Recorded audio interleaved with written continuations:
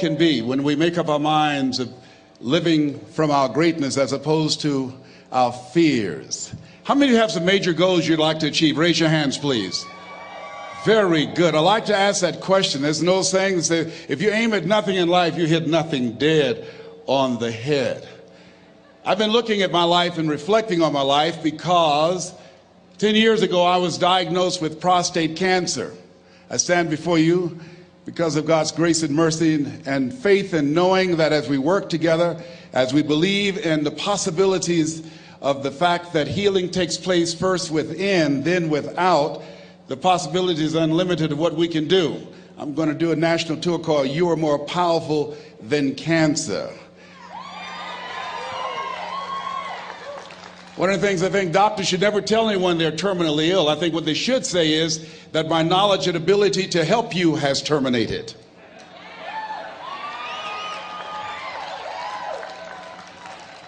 My PSA 10 years ago was 110. As I stand before you, it's 270. 1 to 4 men, you know that's normal. And PSA stands for prostate specific antigen, but to me, PSA stands for positively staying alive. I was reflecting on my life during the time when I received 238 radiation seed implants. And as I looked at my life, I asked myself a question. And I want to ask you a question. How many of you know if you had your life to live over again, you could have done more than what you've done thus far? Raise your hands, please. Now, that proves a point of what we do, what we accomplish. What we produce in life is only a tip of the iceberg of what's possible for us. I want you to think about some major goal that gives your life a sense of meaning right now. And as you're thinking about that, I want you to shake someone's hand on your right and your left and around you. Look them in the eyes and say with conviction, you have something special. Do that quickly now, please. Tell them you have something special. Yes. So now, I want you to join me right now. I want you to think about some major goal that you'd like to achieve. Something that gives your life a sense of meaning. Something that will give your life a sense of purpose and direction. My first major goal was to buy my mother a home. That was important to me. I'm adopted. I was born in a poor section of Miami, Florida called Liberty City, in an abandoned building on a floor with a twin brother. And when we were 6 weeks of age, we were adopted by Mrs. Mamie Brown. My mother was 46 years of age. She only had a third-grade education, but she had a PhD in mother wit. I feel like Abraham Lincoln, who said, all that I am and all that ever hope to be, I owe to my mother. I saw a sign once that said, God took me out of my biological mother's womb and placed me in the heart of my adopted mother.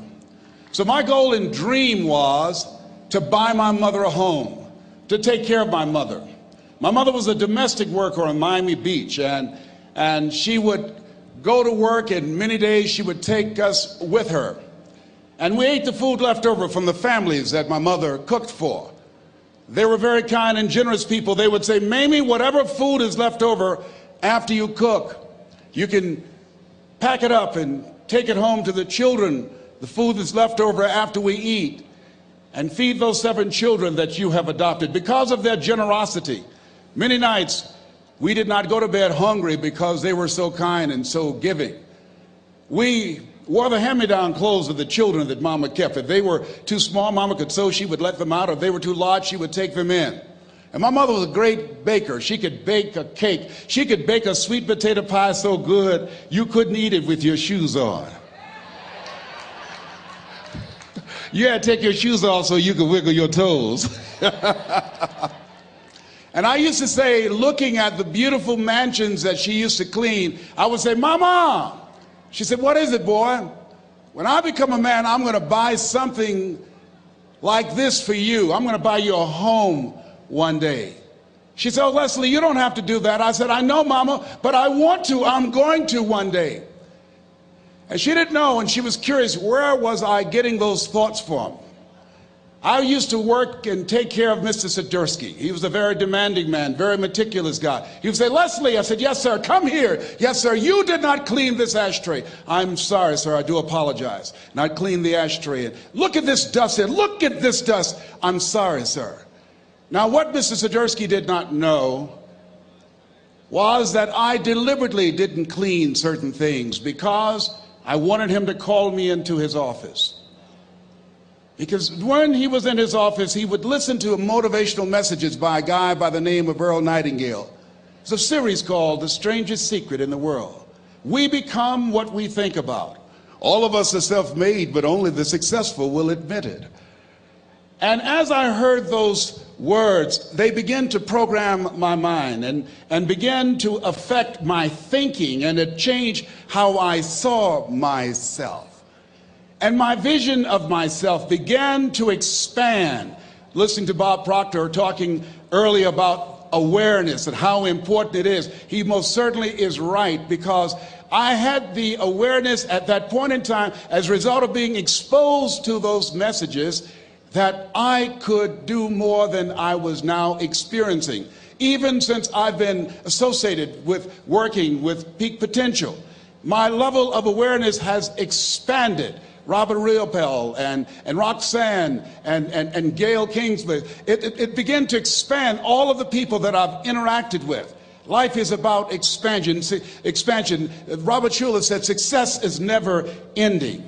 And I want you to think about some goal that will give your life a sense of meaning and value.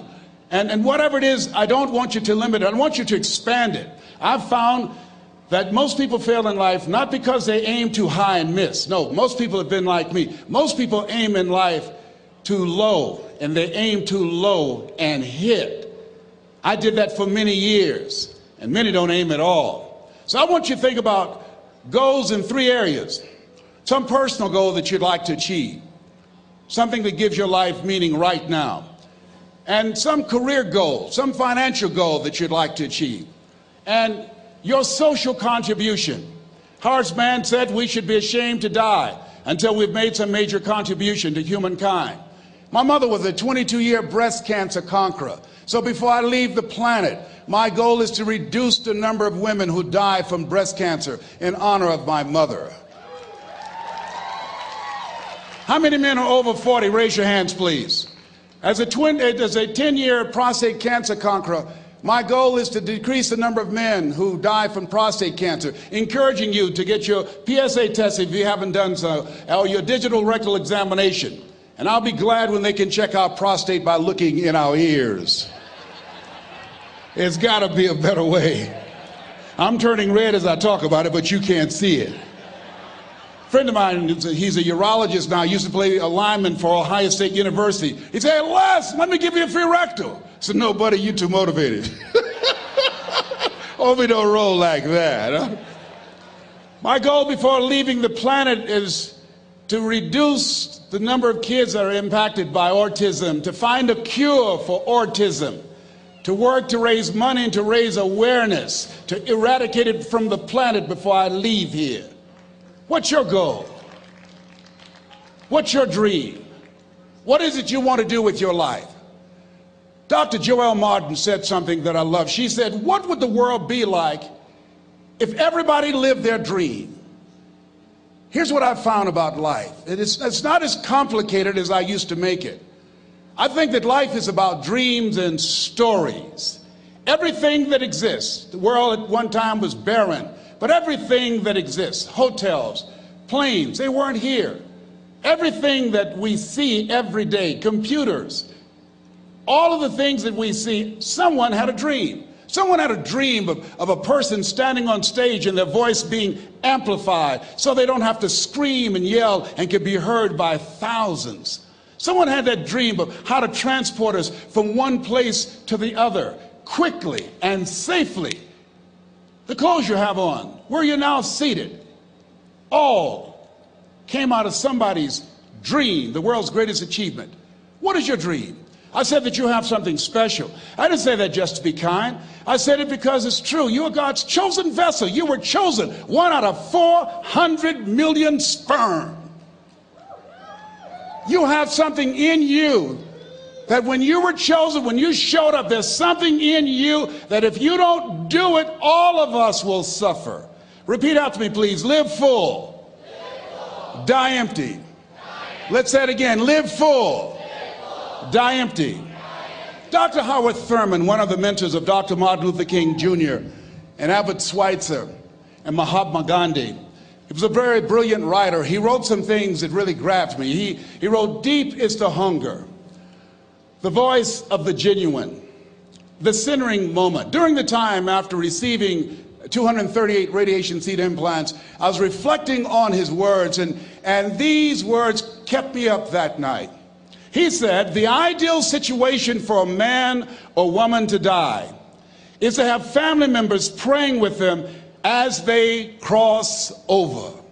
He said, "But imagine, if you will, being on your deathbed and standing around your bed, the ghost of the dreams, the ideas, the abilities, the talents given to you by life, and that you, for whatever reason, you never went after that dream. You never acted on those ideas. You never used those talents. You never used those gifts. And there they are standing around your bed looking at you with large angry eyes saying, 'We came to you, and only you could have given us life. And now we must die with you forever.'" And the question is, if you died today, what dreams, what ideas, what talents, what books, what music, what leadership, what voice will die with you? Miles Monroe, great orator and speaker, said the wealthiest place on the planet, it's not in the Far East where there's oil in the ground. It's not in South Africa where there are diamond mines. He said the wealthiest place on the planet is the cemetery. Because there you'll find greatness that we've never seen. There you'll find talent and genius and potential never actualized. Perhaps that's why Henry David Thoreau wrote the words, "Oh God, to reach the point of death, only to realize that you've never lived."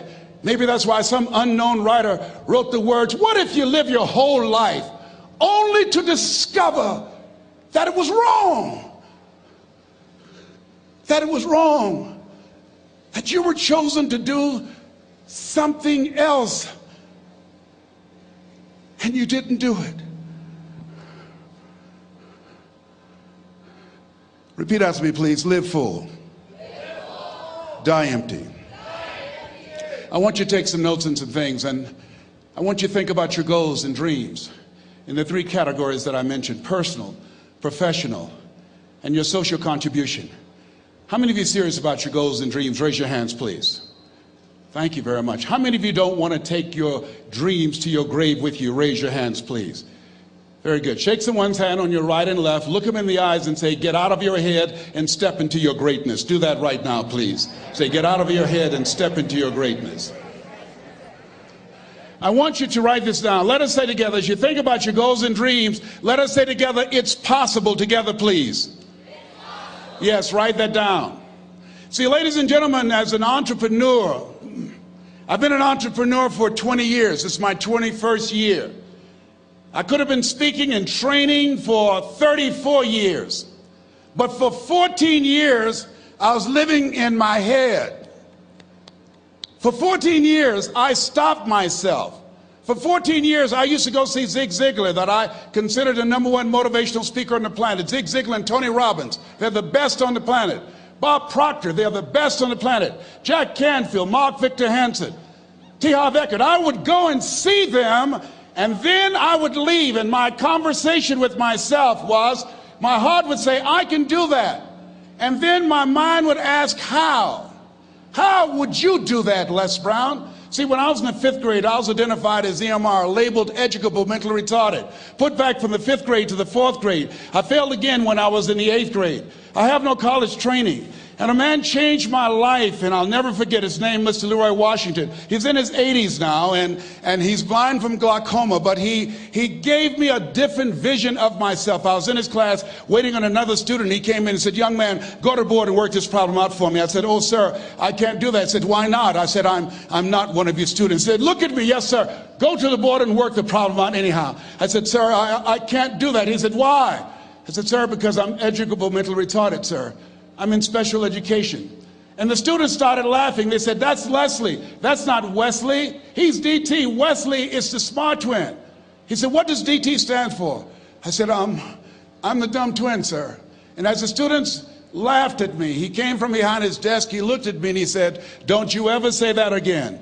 Someone's opinion of you does not have to become your reality."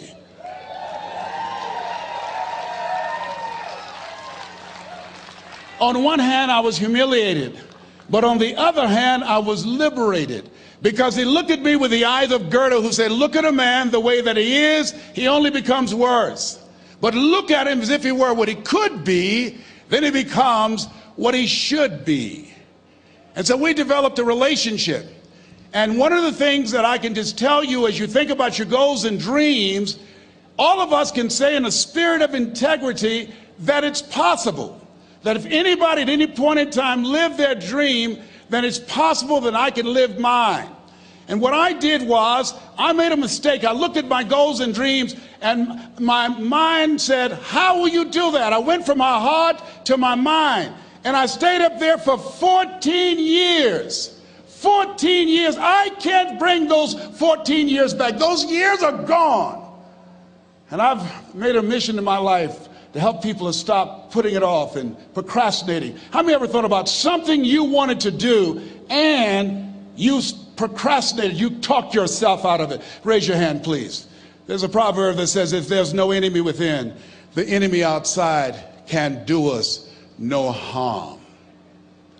And so, as you look at your goals and dreams, every day we must convince ourselves, we must sell ourselves on that it's possible. Every seminar, every workshop, every book that I've ever read, every speaker that I've ever heard, it interrupted what I was believing about myself. Everything that you do, everything matters. As you go through each day, I know now as I look back at age 63, looking at my life, everything matters. T. Harv is right. How you do anything is how you do everything. And I realized that the choices I was making was based upon how I saw myself. Let us say together, it's necessary. Write that down. It's necessary as you look at your goals and your dreams, it's necessary that you have a strategy and a game plan to change the story that you believe about yourself.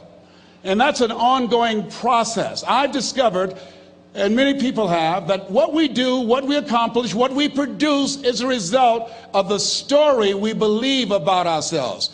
My favorite book says, "Be ye not conformed to this world, be ye transformed by the renewing of your mind." And so as I began to work on myself, I realized that I'm getting out of one story and stepping into another story. As I become aware of some things, there's still some things I'm not aware of. So I'm still growing, I'm still developing. I'm like the lady who said, "Lord, I ain't what I want to be, ain't what I'm going to be, but thank God I sure ain't what I was." But I realize that you have to work on yourself on a regular basis, and write this down, for mental mindset. For mental mindset and stamina. Because things are going to happen to you. I believe that the reason that most people go to their graves with their talents and abilities and skills in them is because of the fact, number one, many are like me. They didn't know that they didn't know and thought they knew. I thought I knew myself, and I really didn't know myself as well as I thought. I've discovered that sometimes people can take you to a place within yourself that you can't go by yourself. The other reason is I was afraid. I never worked for a major corporation. I wanted to speak for corporations. I was afraid I would be exposed because I don't have a college education. I felt inferior because of the fact that I don't have a college education. I allowed that level of fear of failure to stop me. And because I never had any experience in it, I assumed that I could not do it. I was paralyzing myself by believing and assuming the limited part of myself, as opposed to believing that I had something special. You have something special. There's something you want to do. Because you don't know how to do it doesn't mean that you can't learn. I like something that I heard. You don't have to be great to get started, but you have to get started to be great. Repeat after me, please. Leap and grow your wings on the way down. See, the people that will live their dreams, the 2% that will do that, these are, and write this down, become a risk taker. They're risk takers. They don't mind failing. They don't mind making mistakes. They're willing to take life on, take life in the collar. This, God said, if you're not willing to risk, you cannot grow. And if you cannot grow, you cannot become your best. And if you cannot become your best, you can't be happy. And if you can't be happy, then what else is there? I like what Helen Keller said. She said, life is short and unpredictable. Eat the dessert first. Here's something else. Write this down. Make it important to become financially independent. You know, people say money won't make you happy, but everybody want to find out for themselves. A friend of mine named Rita Davenport said, money's not important, but it's right up there with oxygen. And let me tell you something, fellas, even if you're as homeless as I am, you got some money, some women will find something cute on you. Oh, he's got eyelashes like Tom Cruise. He's got to walk like Denzel Washington, you know. I used to be so broke I'd walk past a bank and trip the alarm. Creditors would call the house and my children would answer the phone and say, my daddy say he's not home. Repeat after me, please. I'll never be broke again. Never, never, never. Yeah, see, ladies and gentlemen, it makes a difference. The only time I really appreciated having money was when my mother became ill. I was a state legislator in Columbus, Ohio, from the 29th House District, Whitehall in the Upper Linden area. And my brother called me and said, Leslie, yes, Mama's been sick and we're going to put her in a nursing home. I said, wait a minute, Wesley, we can't do that. Get Margaret Ann on the phone. She's on the phone. Get Linda and Leonard. They're all here, Leslie. Listen to me. Mama used to work in a nursing home. She said she never wanted to go into one. I promised her when I was 10 that I would take care of her. We would do whatever was necessary to take care of her. He said, we knew you would feel like that. And this is why we did such a thorough job interviewing the various nursing homes. And we have found the one that's ideal, and Mama would love them. I said, hold it, just a minute. She didn't clean their behinds. She took care of us. See, I had a problem. I couldn't understand how one woman, third grade education, 46, domestic worker on Miami Beach, can raise 7 children who couldn't take care of themselves, but 7 children couldn't take care of one woman. I had a problem with that. I had a problem with that. So I resigned from the Ohio legislature and I went back to Miami to take care of Mama. And I'll never forget taking her to Jackson Memorial Hospital. And when we went in, the receptionist said, as she looked at my mother, looked at me, she didn't say, how you doing? Are you uncomfortable? Are you in any pain? My mother at that time, she was in her 70s. The lady just said, what kind of insurance do you have? And I stepped forward and I said, she has Les Brown Unlimited. Give my mother what she needs. I can write a check for it.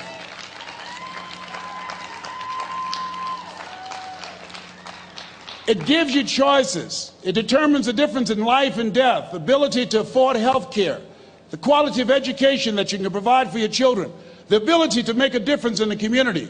I'm doing training with young people in an area of Chicago called Englewood, where more young men have been killed in Englewood than in the Iraqi war, teaching them how to develop their minds, how to develop their communication skills, how to dress like a prospect rather than a suspect, how to stay away from negative people and develop the skills to make it in a global economy. Money makes it possible for me not to have to depend upon some government agency to make that happen.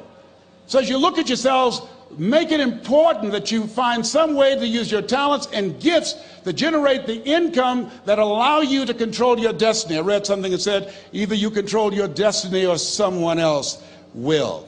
Here's the other thing. Repeat out to me, please. Take care of myself. Yeah, so you got to take care of yourself. I'm 63. I can do 140 push-ups nonstop after warming up. I couldn't do that when I was 20 years old. And the reason that I do that, the exercise reduces the possibility of cancer reoccurring by 32% or spreading by 30%. It helps to reverse the aging process and keeps you younger, keeps your mind sharper, and allow me to take care of my temple so I can continue to do my work, so that you can continue to do the good work that you were sent here to do. So you got to make it important to take care of yourself. Put that at the top of the list, because you can't do well and can't do good work if you don't feel good. We don't want to be like the man who said, if I'd known I'd live this long, I'd have taken better care of myself. Here's something else. Repeat after me, please. OQP. Only quality people. Yes, look at your relationships and ask yourself the question, Jim Rohn would ask this question, what is this relationship doing to me? Sidney Poitier wrote a book called The Measure of a Man. I love the tapes because I love his voice. He said, when you go for a walk with someone, something happens without being spoken. He said, either you adjust to their pace or they adjust to your pace. Whose pace have you adjusted to? MIT did a study, and the study indicated that you earned within $2,000 to $3,000 of your closest friends and associates earn. Who's impacting you? Who's in your ear? What influence do they have on you? Dr. Dennis Kimbrough said, if you're the smartest one in your group, you need to get a new group. So practice the principle of OQP, only quality people. And somebody's saying, Les, can I change them? No, it's a full-time job changing yourself. Some people are so negative, they'll walk into a dark room and begin to develop.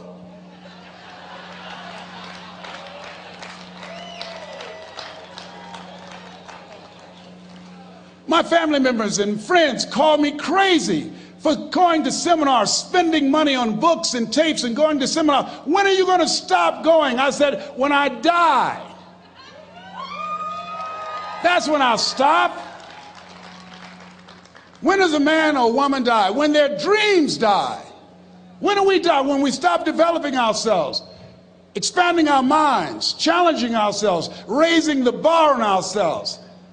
The best thinking that I had at that point in my life had produced this life that I have. I need some help. I'm where Einstein was. He said, the thinking that has brought me this far has created some problems that this thinking can't solve. I applaud you for investing in yourself, for coming here, flying thousands of miles, investing money in yourself. I can tell you, based upon my own experience, you have something special. You have greatness within you. What you're doing is different. You represent only 2% of the planet. One great American said, I choose not to be a common man. It's my right to be uncommon if I can. I seek opportunity, not security. I do not wish to be a kept citizen, humbled and dulled by having the state look after me. I want to take the calculated risk, to dream and to build, to fail and to succeed. I refuse to live from hand to mouth. I prefer the challenges of life to the guaranteed existence, the thrill of fulfillment to the still calm of utopia. I will never cower before the master, nor bend to any threat. It's my heritage to stand erect, proud and unafraid, to face the world boldly and say, this I have done. That's what it means to be a part of Peak Potentials. Your unquenching desire, an uncommon desire to manifest your greatness. Give yourselves a round of applause.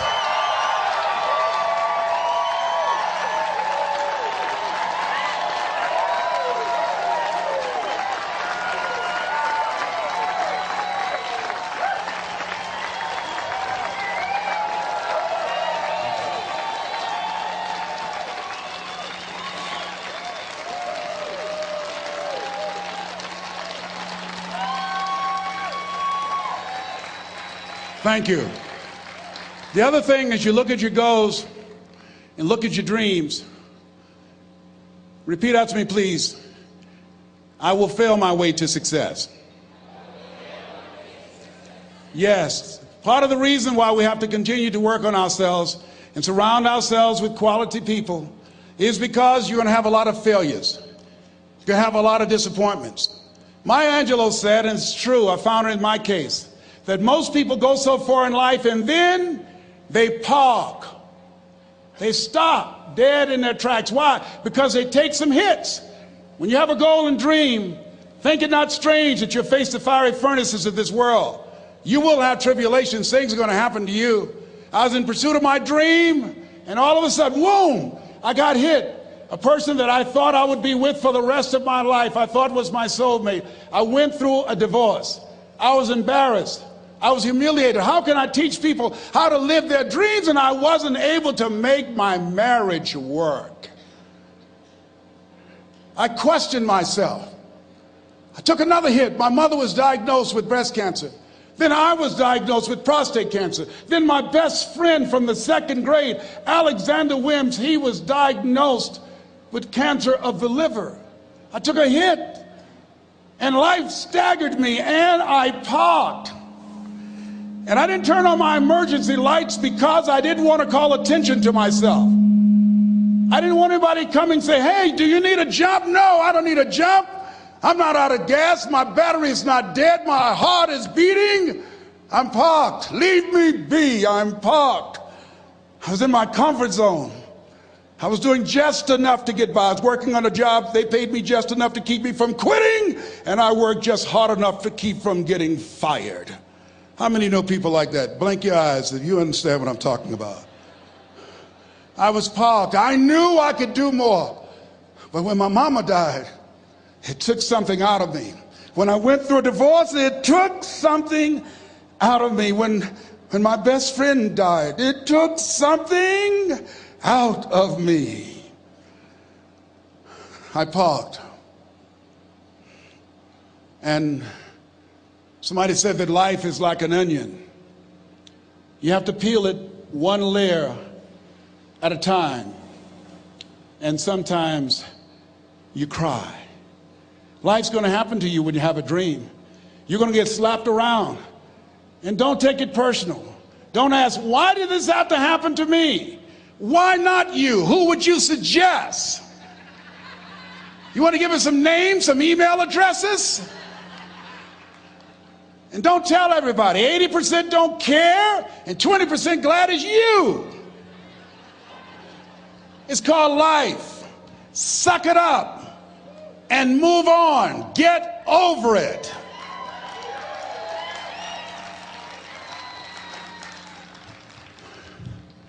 It happens to everybody. Here's the other thing: as you look at your goals and look at your dreams, when you're going through some stuff, repeat out to me, please. When things go wrong, don't go with them. Yes, write that down. When things go wrong, don't go with them. When you're working on a business deal, you're counting on some money. Someone said you will get the loan, and it falls through. You have an event, and the people that you thought would be there and support you, they don't come through. Or someone turns against you, or you get ripped off. It's going to happen to you. Happened to me. Someone stole all my products. My database, over 180,000 names and addresses. It's not personal. It's going to happen to everybody. It does.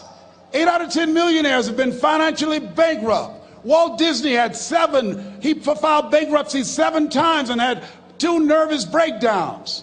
It's called life. But I got a saying: when life knocks you down, try and land on your back, because if you can look up, you can get up. You've got the power in you to do that. You've got something special. You've got comeback power. Here's the other thing. Let us say together, it's possible. It's necessary. It's me. Yes, write that down. It's me. Take ownership for your life. Nobody can live your dream for you but you. Nobody's going to take care of your business like you. Stop coming up with excuses. Don't give yourself permission to continue to live a small life. You can't fit a big dream into a small life. Give yourself permission to go for it, to test yourself, to challenge yourself, to live full. I like the saying, always strive to get on top in life, because it's the bottom that's overcrowded. The reason you're here is because there's something in you that says, I can do more. This just can't be it. There's something in you. There's a calling on your life. There's something in your heart that caused you to get dressed and spend the money to go to seminar after seminar and listen to message after message and speaker after speaker.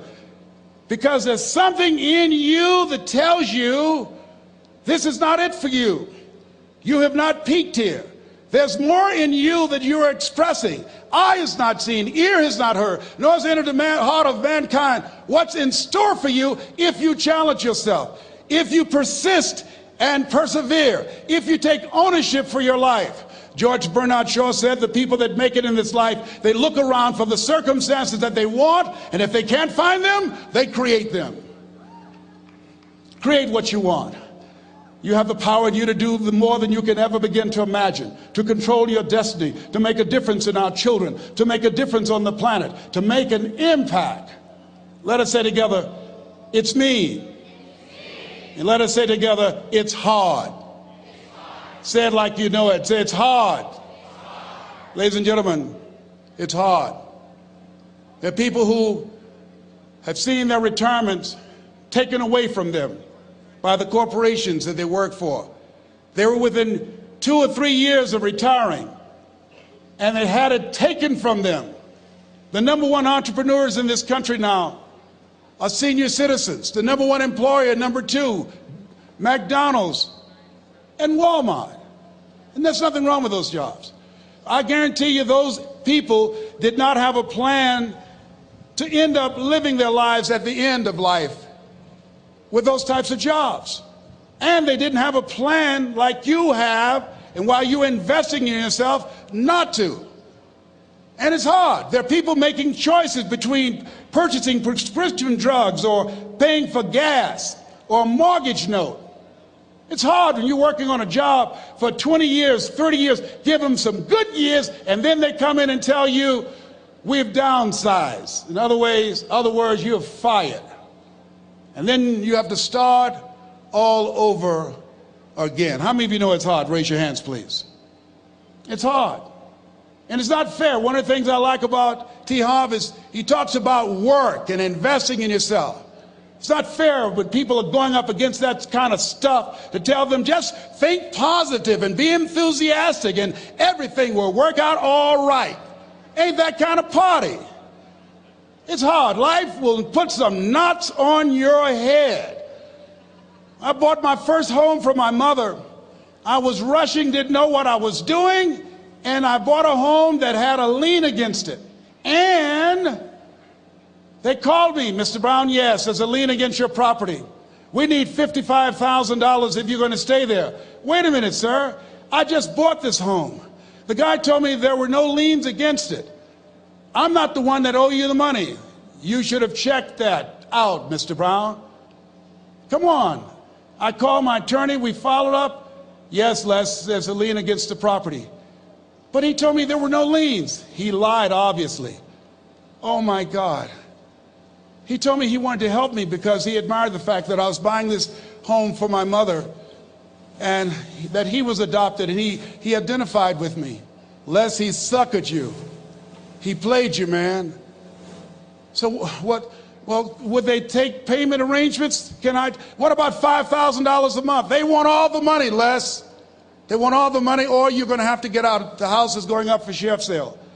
Do you have it? No, I don't have it. Can they give me some time? Tell them to give me 3 months, please. Give me 3 months. My mother's in her 70s, man. She has a bad heart. Don't do this to me. This is my dream. Don't do this, man. Please, let me talk to them. Les, I'm talking to their attorney. They don't want to talk to you. I've got to talk to their attorneys. Do you have the money? No. Will they give me 3 months? No. What about 2 months? No, Les. They want the money in 7 days. Oh, my God. Let me call you back. I'm not sure. And I walked the floors thinking, God, how could this happen to me? I got to figure this out, huh? I got to figure this out. And it seemed like the days were just ticking off. Thursday, I had to call them and let them know. They called me, Les, do you have the money? No, I don't. Friday, you have to leave. The sheriff will be there. You're going to have to leave, Les. They're going to take my house. What about my down payment? You lost it, Les. You lost it. Okay, I got to go. Yes. I prayed, Lord, please, if you show me that you're real, if you're really real, you think Paul worked for you, you haven't seen anything. Don't let me lose this house and watch what I'll do for you. I was trying to cut a deal. Have you ever tried to cut a deal? It's amazing how spiritual you get when you get in trouble. You know what I mean? When I was diagnosed with prostate cancer, I was going to bed with the Bible and the Holy Quran and Science of Mind and Joel Goldsmith, everything I could find. I was praying to Jesus, Yahweh, Melchizedek, everybody. I was calling on everybody. It's amazing. And here I was walking the floor 3 o'clock in the morning, and I had to go and wake my mother up. I got on my knees and I said, Mama, I said, I need you to wake up. She said, what's wrong, Leslie? I can hear you walking back and forth. I'm not asleep, son. I said, there's something I need to tell you. She said, your eyes are red. Why are your eyes red? Because I feel so stupid now. Why? We got to move tomorrow. Why, Leslie? There's a lien against the property and they want $55,000 and I don't have it. And we're going to be set out tomorrow. We have to go back to Liberty City. So she said, it's okay. I don't like this house anyhow. I said, why? She said, because of my arthritic knees, it hurts my knees when I go up the steps. I said, and why didn't you tell me? Because you were so happy. I just said it because you were happy. I'll live in a shack with you, boy. I love you. It's not the house. I love you. I love all my children. I said, thank you, Mama. Thank you.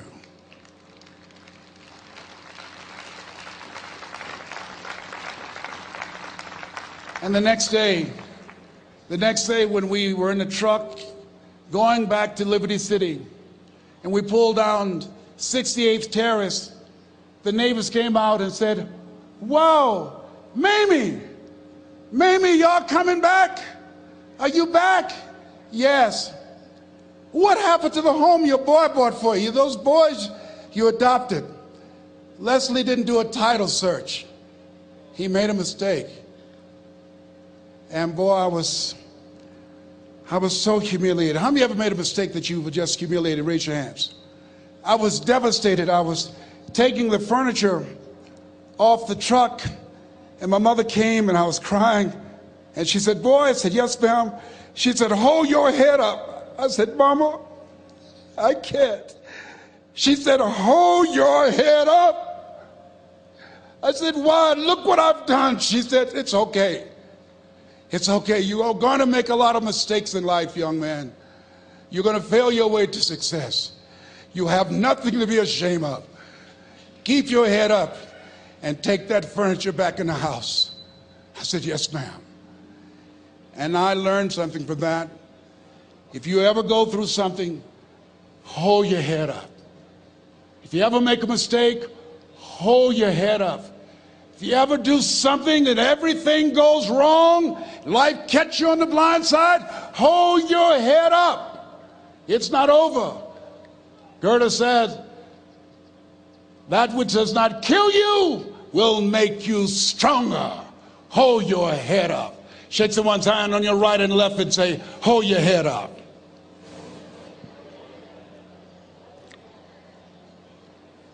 Here's something else, ladies and gentlemen. Repeat after me, please. You got to be hungry. Everybody together, you got to be hungry. I'll never forget Mr. Washington said, Mr. Brown, yes, sir. What do you want to do with your life, young man? I said, sir, I want to be a disc jockey. He said, Mr. Brown? I said, yes, sir. He said, you got to be hungry. I said, what do you mean by that? He said, people that are hungry are willing to do the things today others won't do in order to have the things tomorrow others won't have. People that are hungry are willing to invest in themselves.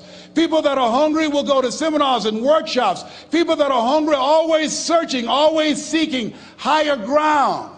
So how do you want to make it? I said, I want to be a disc jockey. He says, good. Here's what to do. He said, I want you to read 10 to 15 pages of something positive every day. He said, you don't get in life what you want, you get in life what you are. you must program yourself to success. He said, I want you to listen to Earl Nightingale and Zig Ziglar.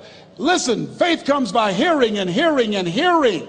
He said, I want you to change your relationships. And I don't want you to ever lose your hunger. I said, what do you mean by that? He said, people that are hungry are unstoppable. People that are hungry are no matter what people. They make it happen no matter what. He said, I want you to listen to Paul Harvey. Who is he? He's the world's greatest communicator. Success leaves clues, young man. Always listen and follow people who are doing what it is you want to do at the level you want to do it, and learn from them. I told T. Harv when we were standing by the stage, I said, hey man, I want to work more with you. I want you to coach me. I want to learn from you. See, I found you're never too old to learn and you're never too young to teach. Always have a thirst for learning. So I listened to Paul Harvey every day on the radio. While in school, I would go out and listen in his car. He gave me his keys. I was working to develop myself. And I continued to listen to motivational messages, and he would take me to see the late Dr. Norman Vincent Peale, who wrote the book, The Power of Positive Thinking. I toured with him before he passed. You have something special. You have greatness within you. Don't allow your circumstances to determine who you are. Don't allow your negative thoughts to hold you back. You have something special. You can do more than you can ever begin to imagine. Dr. Peale was an incredible man. I admired him. When he spoke, he gave me goosebumps. I can feel him in my heart. And I never forget, we were coming back to the school, and Mr. Washington said, Mr. Brown, yes, sir. When Dr. Peale spoke, you didn't move. When he spoke, you were hanging on every word. When he spoke, we didn't have to tell you to sit down and be quiet. Why? I said, sir, I could feel him when he talked. I felt like he was talking to me, sir. He said, he was. I said, but he doesn't know me, but he was speaking to you. Did you feel him in your heart? I said, yes, sir. He said, most people feel him in their head. If you felt him in your heart, he said, listen to him, son. Follow him, learn from him. And I would go to seminars and workshops. Anywhere I would find where Dr. Peale was, I would be in the audience. I would drive 200 and 300 miles just to hear him speak. And my dream and vision was to share the stage with him. I thought about it. What is your goal? What is your vision? I want you to hold it in mind. There's some power in that. Because when I became involved in speaking, I never forget, I got a call from Og Mandino, who wrote the book, The Greatest Salesman in the World. He said, Les, I'm stuck in Philadelphia. I need to be in Kankakee. Dr. Norman Vincent Peale is appearing. I can't make it. I heard you're in Chicago. I said, yes, I am. Can you go and open for me? I said, yes, man. Oh, my God. Dr. Peale, I said, yes, I'd love to do it. And I went there and I came. I said, hi, I'm Les Brown. He said, you're not the band of renown? I said, no, I'm Mrs. Mamie Brown's baby boy. I'm here to speak. He said, come backstage. And his wife, Martha, was there. And she said, Papa, Les Brown is here, the speaker. And he said, Les Brown? Les Brown shoot for the moon? Because even if you miss, you'll land among the stars?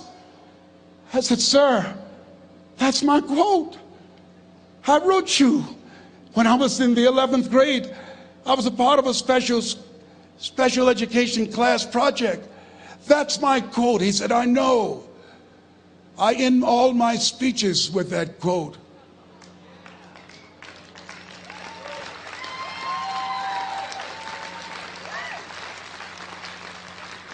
And Dr. Peale had a great sense of humor. A young man was backstage, and I had so many questions to ask him, and my mind froze up, and the young guy said, Dr. Peale, how old are you? And he was up in age. He said, Sonny, I'm 92. The young man looked at him and said, I don't know if I want to live to get 92. He said, that's because you've never been 91. So I did the things that Mr. Washington suggested. I listened to motivational tapes on a regular basis. I would go to seminars and workshops whenever Zig Ziglar and Dr. Dennis Waitley and Jim Rohn would come to town. And I said, sir, what do you want me to do now? He said, Mr. Brown, I've given you everything that I can give you. He said, develop your mind, put your money where your mouth is, continue to learn how to be an effective communicator, because once you open your mouth, you tell the world who you are. And always surround yourself with OQP, only quality people. So I went to apply for a job on Miami Beach. WMBM radio station. Milton Butterball Smith was the program director. Hello, Mr. Butterball. How are you, sir? My name is Les Brown, sir. I'd like to be a disc jockey. He said, young man, you have any journalism in your background? I said, oh, no, sir, I don't. You have any experience in broadcasting? I said, no, sir, but I practice all the time, sir. Let me audition for you, sir. Let me show you how good I am. All I need is a shot, sir. He says, no, we don't have any job for you. How many ever been rejected? Raise your hands, please. I was devastated. I went back and I told Mr. Washington, I said, Mr. Washington, they said no. He said, don't take it personally. Most people are so negative, they have to say no 7 times before they say yes. He said, you got to be hungry. Know your vitamin. Go back again. I said, yes, sir. Hello, Mr. Butterball. How are you, sir? My name is Les Brown, sir. I like to be a disc jockey. Young man, weren't you here yesterday? Yes, sir, I was. Didn't I tell you no yesterday? Yes, sir, you did. Then why are you back today? Well, sir, I didn't know whether or not somebody was laid off or somebody was fired, sir. Nobody was laid off or fired. Now, get on out of here. I came back the next day. Hello, Mr. Butterball. How are you, sir? My name is Les Brown, sir. I like to be a disc jockey. I know what your name is. Weren't you here the last 2 days? Yes, sir, I was. Didn't I tell you no the last 2 days? Yes, sir, you did. Why are you back? Oh, sir, I didn't know whether or not someone got sick or someone died, sir. No one got sick or died. No one was laid off or fired. Now, don't you come back here again. I came back the next day talking loud, looking happy like I was seeing him for the first time. I said, hello, Mr. Butterball, how are you? He looked at me with rage. He says, go get me some coffee. I said, yes, sir.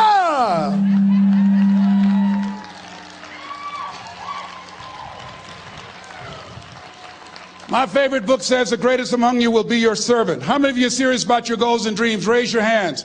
Very good. Write this down. Provide more service than you get paid for. Provide more service than you get paid for. I go to a lot of seminars and workshops. And one of the things I know about T. Harv Eker, when I was sitting in the class with Robert Ruppel and all of the other presenters, they hold themselves to high standards and they provide more information than anybody else in the industry, bar none. They hold nothing back because their commitment is for your success. And when you hold yourself to high standards, write this down, impact drives income. That's why you're here. Because the training, the seminars, been making a difference in your life. If they did not have impact, 200 or 300 people would be here, if that amount. Impact drives income. So I became the errand boy for the disc jockeys. I would go get their lunch and their dinner, and I would bring it to them in the control room, and I'd watch them working the control boards, knowing my time will come. Write this down. I expect to reach my goal. Yes, you want to operate with a spirit of expectation. I expect to reach my goal. So I started preparing for the next position. Never forget one quote that I heard. As you look at your life, you look at your goals and dreams. It's better to be prepared for an opportunity and not have one than to have an opportunity and not be prepared. If you expect to reach your goal, prepare yourself now. And so then pretty soon, the guys at the station, they begin to take a liking to me. Write this down. Build relationships. As you're aware, people deal with people that they know, like, and trust. And so they would say, Leslie, yes, sir. Come here, yes. Come outside. Who did this? Oh, your car? Yes. Who cleaned my car? I did, sir. I would wax their cars on the weekend, inside and out. How much do you charge? Oh, nothing, sir. I just wanted to help out. I was providing more service than I got paid for. I was building relationships. They said, whoa, look here.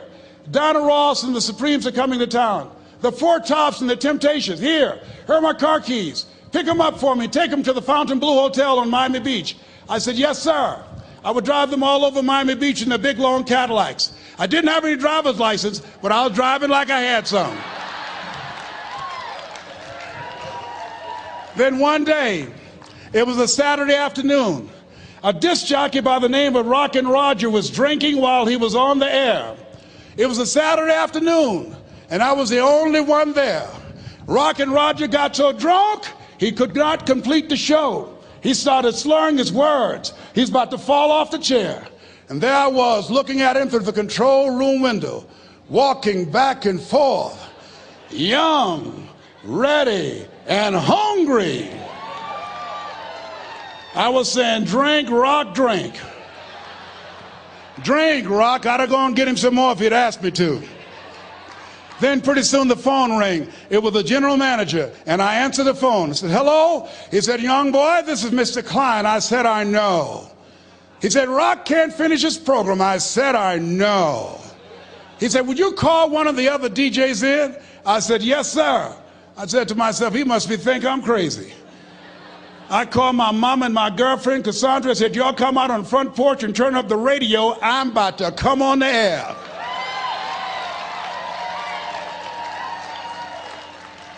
I waited for about 20 minutes, and I called him back. I said, Mr. Klein, I can't find nobody. He said, young boy, you know how to work the controls? I said, yes, sir. He said, go in there and segue the records, but don't say nothing here. I said, yes, sir. I couldn't wait to get old Rock out of the way. I put on a fast record. I said, look out, this is me, LB Triple P. Les Brown, your platter playing papa. There were none before me, and there will be none after me. Therefore, that makes me the one and only. Young and single, love Domingo, certified, bona fide, indubitably qualified to bring you satisfaction and a whole lot of action. Look out, baby, I'm your love man. I was hungry. I was hungry. Get old man a round of applause. I was hungry. I was hungry. You got to be hungry. Shake someone's hand on your right and left all around you and say, you got to be hungry. You got to be hungry. To get those dreams out of your head and step into your greatness, you got to be hungry. To get those ideas, that talent, that gift out of your system, you got to be hungry. To get up off the canvas of life and understand what Willie Jolly meant, that a setback is a setup for a comeback. You got to be hungry. People that are hungry are willing to do the things today others won't do in order to have the things tomorrow others won't have. How many of you got value out of what you've heard thus far? Raise your hands, please. Very good. I'd like to leave this with you. I don't know what your goals are. I don't know what you want to do. Here's what I know about you. You have greatness within you. Here's what I know about you. I can help you to live full and to die empty. I can show you what I've learned. If anybody told me that I would be doing what I'm doing now, I leave here today, I go to New Orleans and speak there, then I'll be flown to Barcelona. If anybody told me, given my circumstances, born in an abandoned building on a poor section of Miami, Florida, called Liberty City, both my birth parents stood up and said, hello, son, I would not know either one. Being labeled educable mentally retarded, put back from the 5th grade to the 4th grade, failed again when I was in the 8th grade, no college training. Anybody told me the principles that I would teach you, that they would have the impact that it has had on my life. This Les Brown that you see, I did not know he existed. And I tell you that you have greatness within you. You have the ability to do more than you can ever begin to imagine. Come into the room with me, and I guarantee you your life will never be the same again. I like to leave this with you. I don't know what your goals are.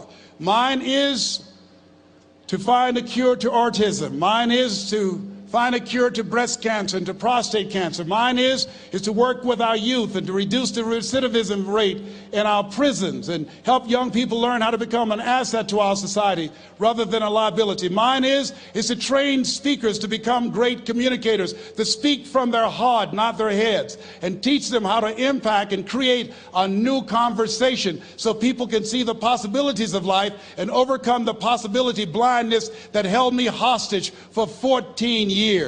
I don't know what your goals are, but here's what I know about you, and I don't know you. You've got greatness within you. And I like to leave this with you, something my mother used to love to hear me say. Leslie, yes ma'am, mama. Say that thing for me, boy, that makes me feel good. I dedicate this to you, to the greatness in you, and to the dream that you showed up on the planet to produce. And it's simply this. If you want a thing bad enough to go out and fight for it, to work day and night for it, to give up your time, your peace, and your sleep for it.